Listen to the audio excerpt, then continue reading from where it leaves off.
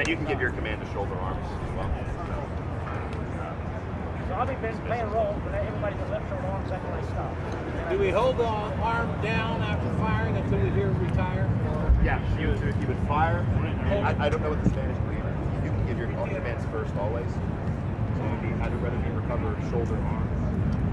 Recover The term that we use in English would be shoulder arm. So, you go straight to shoulder. We'll all bring our rammers to make sure that they're all clear.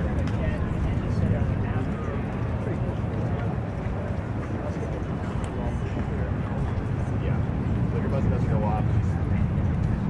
We're going to do it as the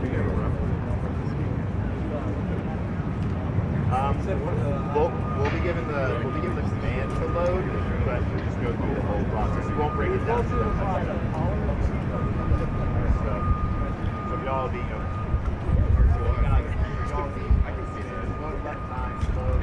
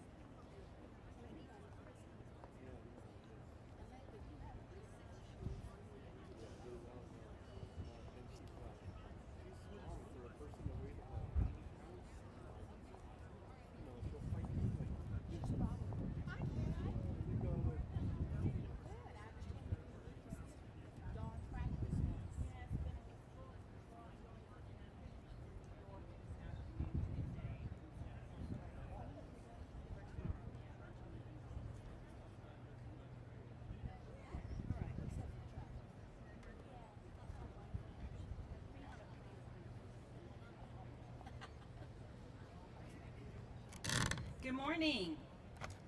Welcome to the commemoration of the 187th anniversary of the siege and battle of the Alamo. I'm Kate Rogers. I'm the Executive Director of the Alamo Trust, and I'm so honored that all of you could be with us this morning to kick off what is the high season at the Alamo. This marks the anniversary, as you know, of the arrival of General Santa Anna's army to San Antonio. Today, we also gather to remember and honor the brave men who fought and sacrificed their lives during the siege and battle that took place on these very grounds 187 years ago. The year 1836 was a long time ago, but fresh are the stings of the sacrifices made here. Whether you're a descendant, a Texan, or simply someone who appreciates the significance of this amazing site, we're thankful that you have taken the time to be with us here today. The Alamo's historical significance goes beyond being just a symbol of the state of Texas. It represents the values of freedom, courage, and sacrifice the Texans have cherished for generations. The 13-day siege that began on February the 23rd, 1836, was a turning point in Texas history, a moment that still inspires people in the Lone Star State and around the world today. For the next 12 days, we'll commemorate the events of 1836, remembering the people who converged upon this place for all their many causes. As we mark the days throughout the siege and leading up to the battle on March the 6th, I challenge you to think about the reality faced by men on both sides of this legendary battle, by the women and children who took refuge inside the fort, and how their actions and sacrifices changed Texans and Texas forever. Thank you for joining us to remember the Alamo. And now it is my great honor to introduce Ernesto Rodriguez, who is our senior historian and curator at the Alamo. He has been here for over 23 years, and no one knows the history of the Alamo better than Mr. Rodriguez, who has dedicated his career to preserving and sharing the rich history of this iconic site, and he is as passionate today about the Alamo as I think he was on his first day 23 years ago. Please welcome Ernesto Rodriguez.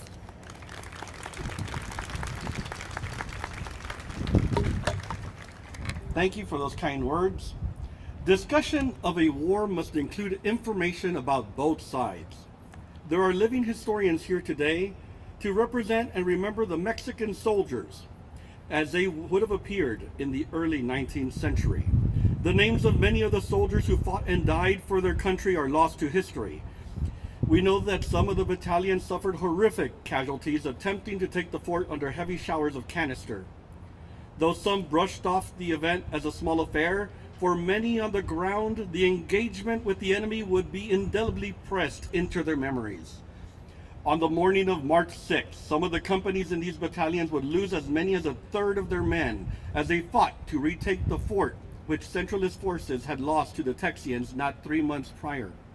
The battalions committed to the siege and taking of the fortress were as follows: the Aldama Permanente Battalion, the San Luis Activo Battalion, the Toluca Activo Battalion, the Zapadores Battalion, the Dolores Cavalry, the Matamoros Permanente Battalion, the Jimenez Permanente Battalion, Veracruz and Coahuila Cavalry, Rio Grande Presidiales. On February 23rd, the Mexican army arrived in San Antonio. While many of the town citizens left the area as quickly as possible, the young commander, William Barrett Travis, ordered a full retreat into the Alamo. Upon their arrival to the abandoned San Fernando Cathedral, the Mexican army raised a red flag to show that no quarter, no mercy would be given.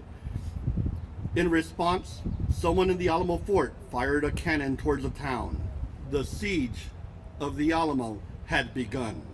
Couriers or messengers sent to the Mexican army by both James Bowie and Travis were met with the same response: surrender at discretion or be put to the sword. Santa Anna's aide-de-camp writes to James Bowie, "I reply to you, according to the order of His Excellency, that the Mexican army cannot come to terms under any conditions with rebellious foreigners to whom there is no recourse left. If they wish to save their lives, then place themselves immediately at the disposal of the supreme government, from whom alone they may expect clemency after some considerations. God and liberty." The firing of the first shot from the Alamo set the stage for what would become the Battle of the Alamo. The Mexican army had orders to not provide quarter for anyone taking up arms against them, and the firing of a shot from the Alamo fort had sealed the defenders' fate. The Mexican army now prepared to lay siege to the Alamo and in the end, attack it. Today, we have living historians talking about the Mexican army, life in the Alamo and the 1830s in the Alamo Gardens and behind the church. Please join us to continue learning about the important siege and battle of the Alamo.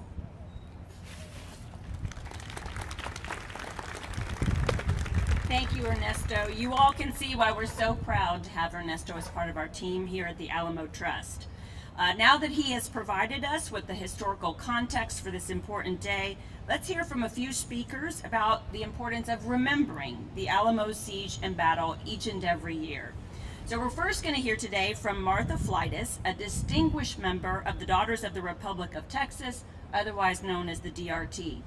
Over the years, she has served in a variety of positions, including District 7 Representative and Historian General, demonstrating her passion for preserving our state's rich history. She is currently the second Vice President of the Alamo Mission Chapter of the DRT, as well as the co-chair of the Library Committee for the statewide organization. Please welcome my friend, Martha Fleitas.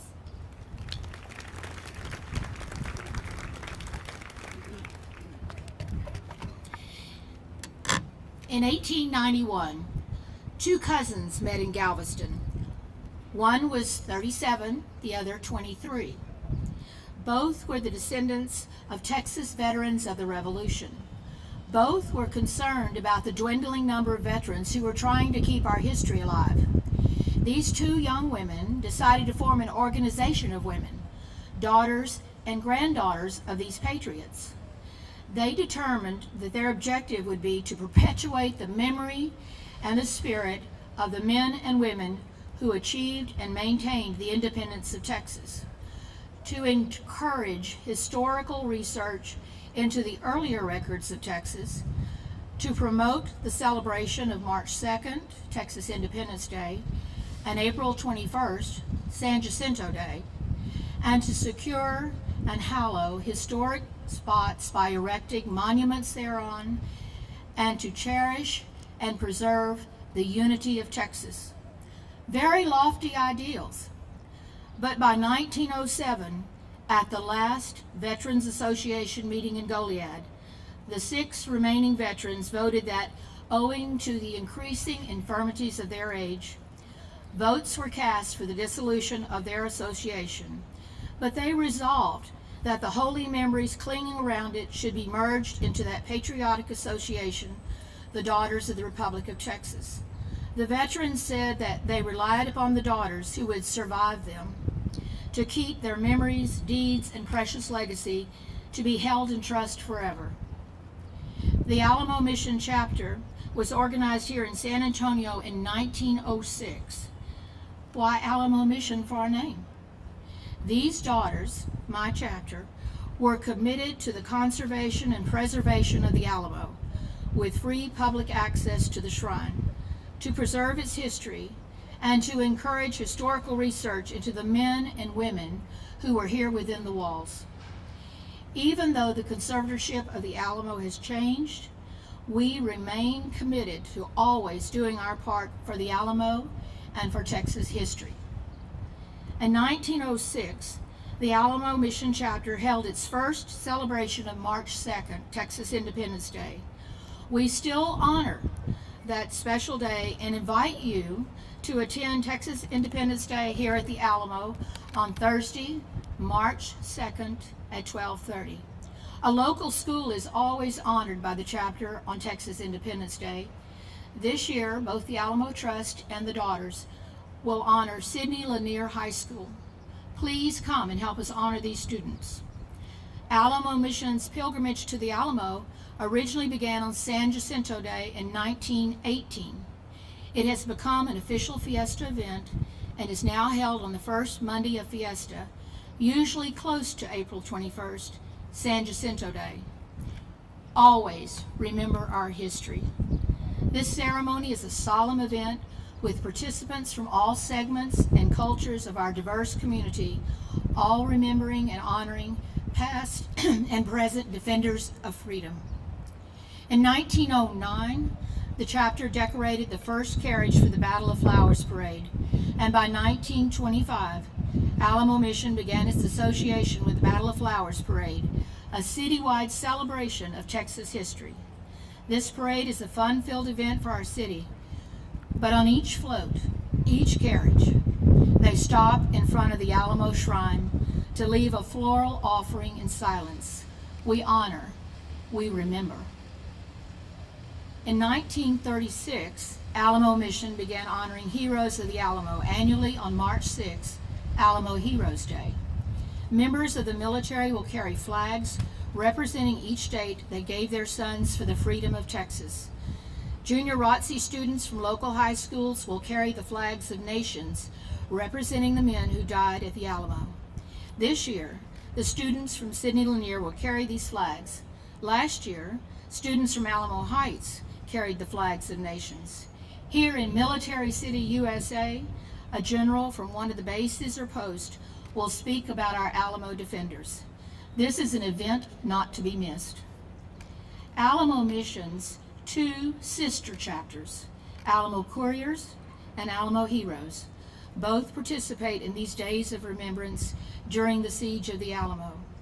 The Alamo Couriers hold Voices of the Alamo, annually telling the story of the women and children who were in the Alamo Church during the siege. The Couriers also sponsor a fiesta event, an educational program for children held at Casa Navarro, home of the Texas patriot Jose Navarro. The Alamo Heroes DRT chapter holds an annual San Jacinto victory celebration in front of the Alamo Cenotaph. In addition to a speaker, these daughters toast the victory at San Jacinto. I thank the members of the Alamo Trust and the Alamo staff for the opportunity to speak today. I encourage each of you to attend all these Alamo events, or as many as you can, during our Texas High Holy Days. And if anyone present would like to join the Daughters of the Republic of Texas, we would welcome you. We are a diverse group of women, old, young, and in between. Many of our members descend from defenders and veterans, but many had ancestors who were simply citizens, good citizens, of the Republic prior to February the 19th, 1846. My ancestors came across the river from southern Mexico with Jose Escandon during the 1700s, and we stayed here. Thank you. Dios y Texas.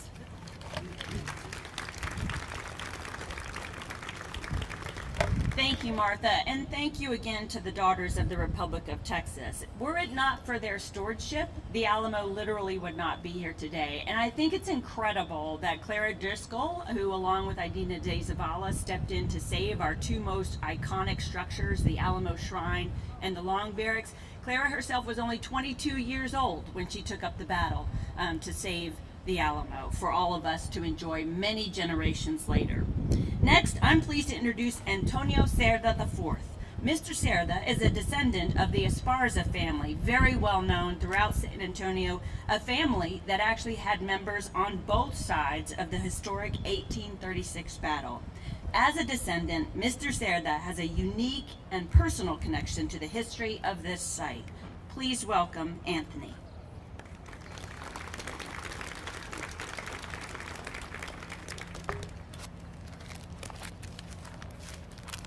Good morning and welcome.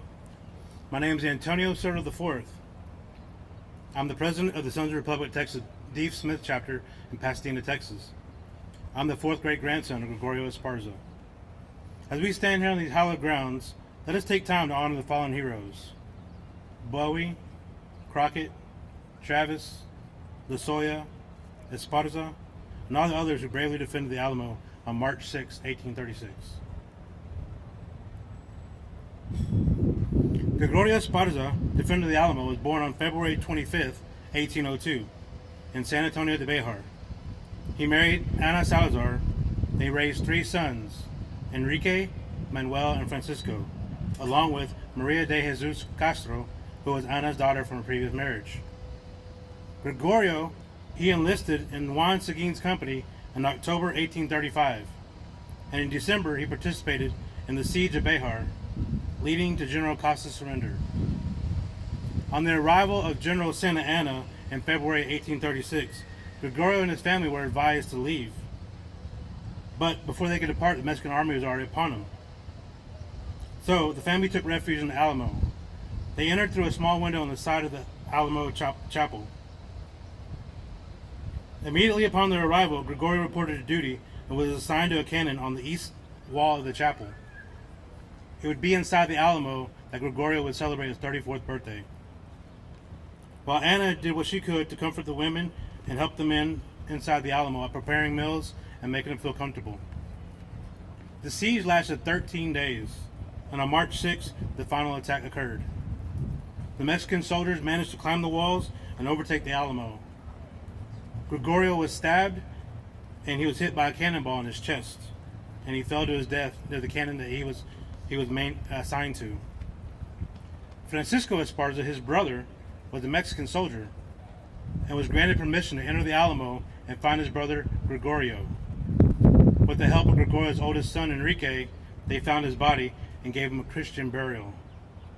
He was the only person from the Alamo that was given a Christian burial.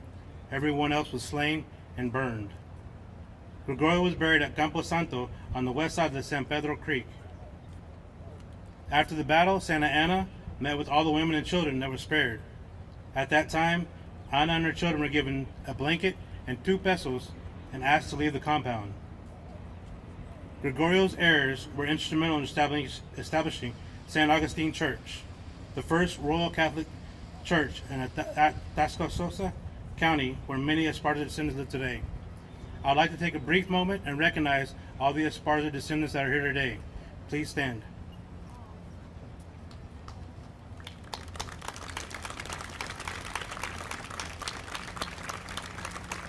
Thank you.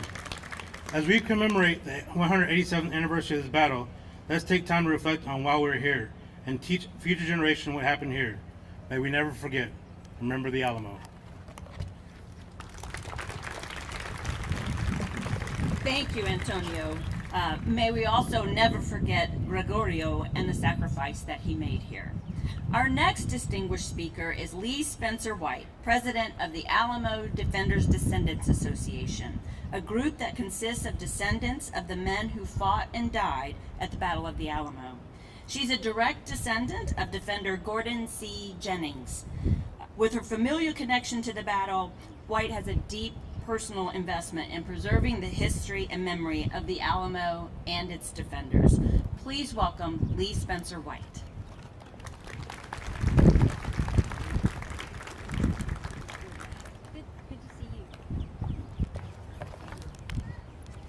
As she had mentioned, my ancestor was Gordon C. Jennings, the oldest man in the Alamo. He was 54 years old. He was manning one of the cannons here in the Alamo. He and his wife lived outside of what's currently Bastrop, Texas, and had settled there. And so it has always remained a tragedy for the family to have lost him, leaving everyone on the prairies unprotected. But the Alamo Defender Descendants Association represent the defenders, the scouts, the couriers, the non-combatants. If you were inside this fort, we represent you. So who exactly made up this garrison? Well, it was a very diverse group, especially for 1836. We have people from Germany, Mexico, England, Wales, Ireland, Scotland, Denmark. Across the United States, there are volunteers coming in. The majority of the volunteers from the United States were from the state of Tennessee. Can you imagine being inside this grounds with all the different accents, different languages, and yet they managed to meld themselves together into one formidable citizen soldier army and decided to fight to the death on this very ground.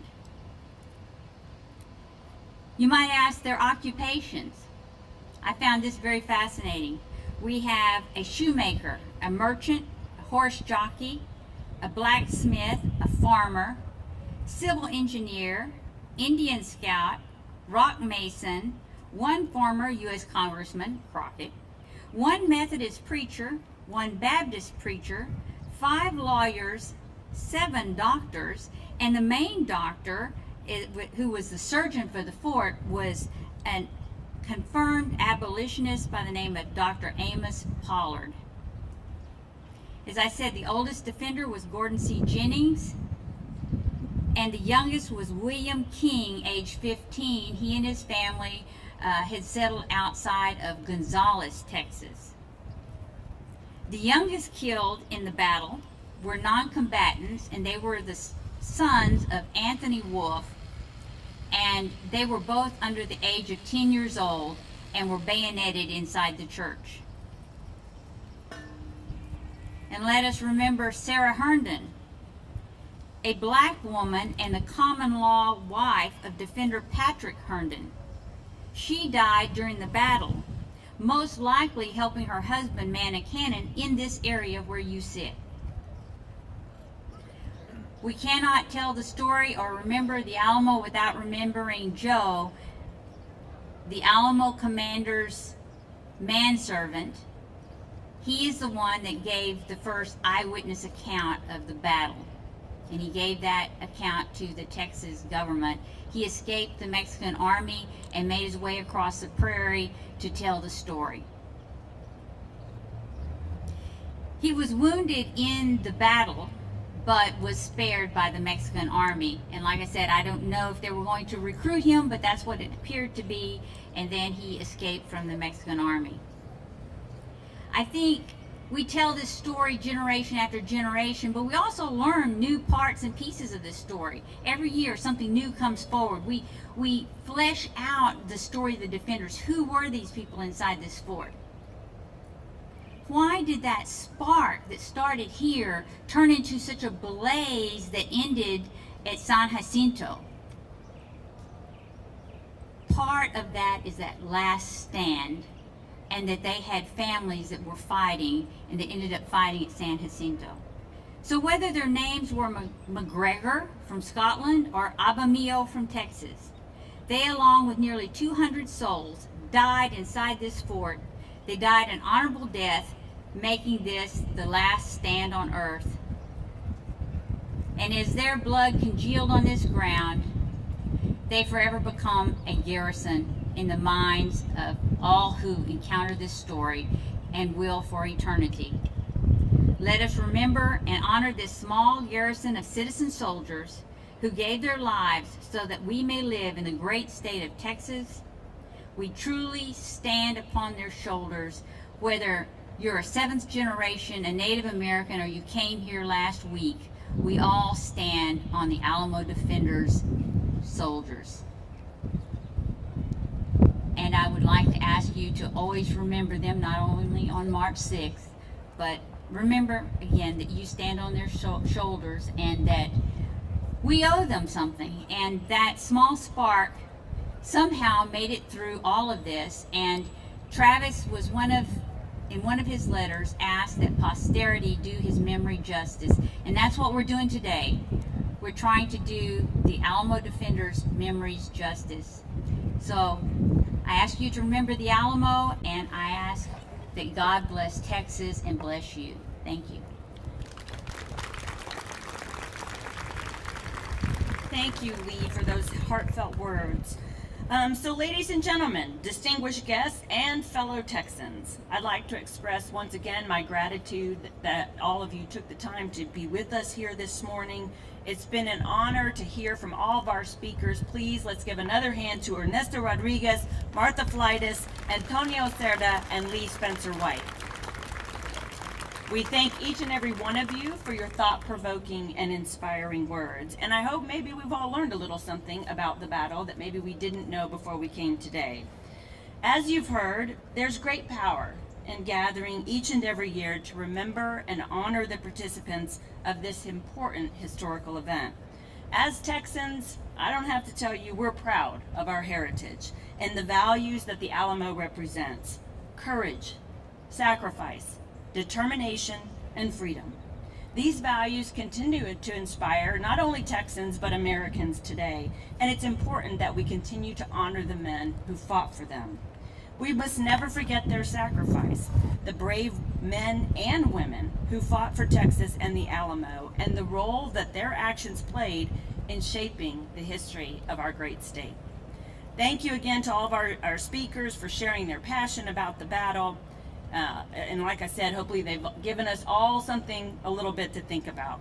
Before we close, I'd like to invite our living history team, who will now come up to do a musket firing demonstration to mark the beginning of the commemoration period here at the Alamo.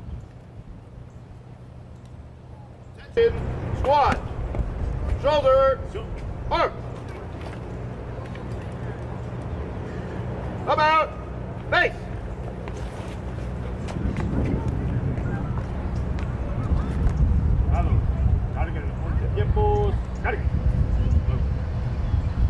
Loaded, quick inside, close.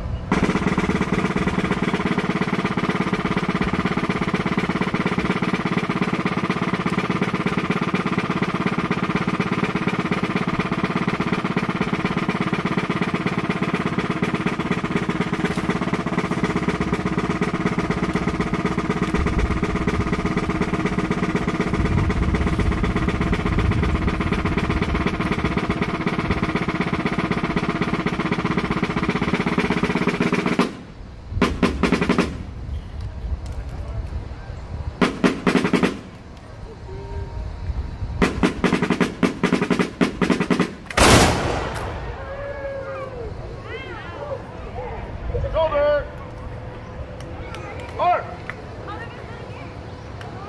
Order, arm.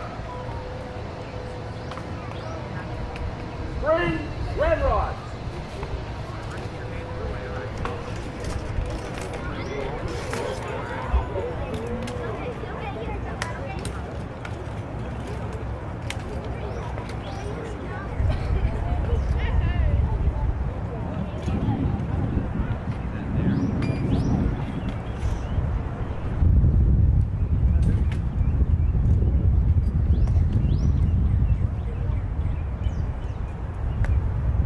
Shoulder, arm. Recover, arm. Ease, spring. Right, face. Lodge, arms. Squad, dismiss. Hurrah!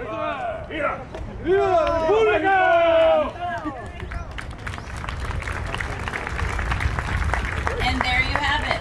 The journey towards March 6th has officially begun. If you'd like to hear more about our upcoming commemoration events, please visit our website at thealamo.org, all one word. Please join us each day to learn about the 12 days leading up to the Battle of the Alamo. At 10 a.m. tomorrow, we'll do a reading right here of Colonel Travis's legendary letter calling for victory or death as he asked for reinforcements here at the Alamo. Please join us each and every day for this momentous occasion, and always remember the Alamo. Thank you.